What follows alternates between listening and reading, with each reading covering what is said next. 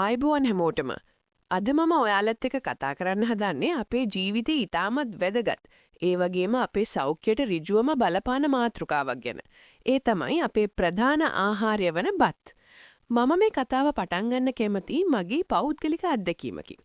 මට මතකයි මට වයස අවුරුදු 18ක් විතර කාලේ මගේ තාත්තා දියවැඩියා රෝගියෙක් කියලා හඳුනාගත්තා. ඒ දවසේ ඉඳන්ම අපේ ගෙදර ප්‍රධාන ආහාරය වුණේ රතු සහල්.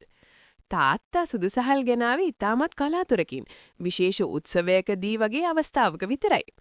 එදා ඉඳන් අද වෙනකම් මගේ ප්‍රධාන ආහාරය වුණේ රතුබත්. මේ පුරුද්ද කොච්චර මගේ ජීවිතේට බද්ධ වුණාද කියනවනම් මම කැම්පස් එකේදී මගේ ස්වාමි පුරුෂයාව මුණ ගැහෙනකොට එයා පාවිච්චි කළේ සුදු සහල් විතරයි. හැබැයි මාත් එක්ක එකතු වුණාට පස්සේ එයාත් රතු සහල් වලට හුරු වුණා. දැන් අපේ විවාහ වෙලා අවුරුදු 20ක් වෙනවා. දැන් ඔහුට එක දිගට දවස් දෙකකට වඩා සුදුබත් කන්න බැරි තරමට එයා රතුබත් වලට ඇබ්බැහි වෙලා. ඇත්තටම අපිට දැන් හිතෙන්නේ සුදුබත් කනවා කියන්නේ සහල් ඇටයක තියෙන වටිනාම කොටස. ඒ කියන්නේ විටමින් සහ පෝෂණය සියල්ල ඉවත් කරපු හිස් දෙයක් කනවා වගේ වැඩක් කියා. මේ පුරුද්ද නිසාම අද වෙනකම් අපේ පවුලේ හැමගේම සීනි මට්ටම ඉතාමත් හොඳින් පාලනය වෙලා තියෙනවා. අපි අවුරුදු ගණනාවක් විදේශගත වෙලා හිටියත් මම කොහොම හරි ශ්‍රී ලංකන් කඩයක් හොරගෙන ගිහින් මාස 2කට විතර ඇති වෙන්න රතු සහල් තොග රැස් කරගන්නවා. ඉන්දියන් රතු සහල් තිබුණත් අපේ ලංකාවේ රතු සහල් වල තියෙන ඒ රසය සහ ගුණය වෙන කොහෙවත් නැහැ.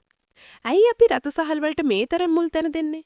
විද්‍යාත්මකව බැලුවොත් රතුබත් වල සුදුබත් වලට වඩා වැඩි තන්තු ෆයිබර් ප්‍රමාණයක් අඩංගුයි. ඒ නිසාම ආහාර ජීර්ණය ඉතාමත් පහසු කරනවා. ඒ වගේම මෙහි ග්ලයිසීමික් දර්ශකය ඉතා අඩුයි. ඒ කියන්නේ රුධිරයේ සීනි මට්ටම එකපාරට මෙහෙළ නංවන්නේ නැහැ. තවද රතුබත් කියන්නේ ප්‍රතිඔක්සිකාරක වලින් පොහොසත් ආහාරයක්. එය අපේ ප්‍රතිශක්තිකරණ පද්ධතිය ශක්තිමත් කරනවා. ඔබත් සුදු සහල් වලට හුරු වුණ කෙනෙක් නම් මොල් දවස් කිහිපේ රතු සහල් කන එක ටිකක් අමාරුයි. රසය ටිකක් වෙනස් වගේ දැනේ. ඒකේ තියෙන රළු ගතිය නිසා. හැබැයි මතක තියාගන්න, ඒ රළු ගතිය ඇතුලේ තමයි ඔබේ නිරෝගී භව හැංගිලා තියෙන්නේ. මම සහතික වෙනවා. ඔබ එක පාරක් රතු සහල් වලට හුරු වුණොත් ආයෙත් කවදාවත් ඔබ සුදු සහල් වලට මාරු වෙන්නේ නැහැ. මොකද එහි තියෙන නිරෝගී භව ඔබටම දැනෙන්න පටන් ගන්නවා. අද ලෝකයේ දියවැඩියාවසර අනිකුත් බෝන ඕන රෝග ශීඝ්‍රයෙන් බතිරෙනවා. ඉතින් ඇයි අපි තවදුරටත් ප්‍රමාද වෙන්නේ?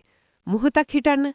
අද ඔබ ගන්නා මේ පොඩි තීරණය හෙට ඔබේ ජීවිතේ සුවපත් කරයි. තවමත් ප්‍රමාද නැහැ.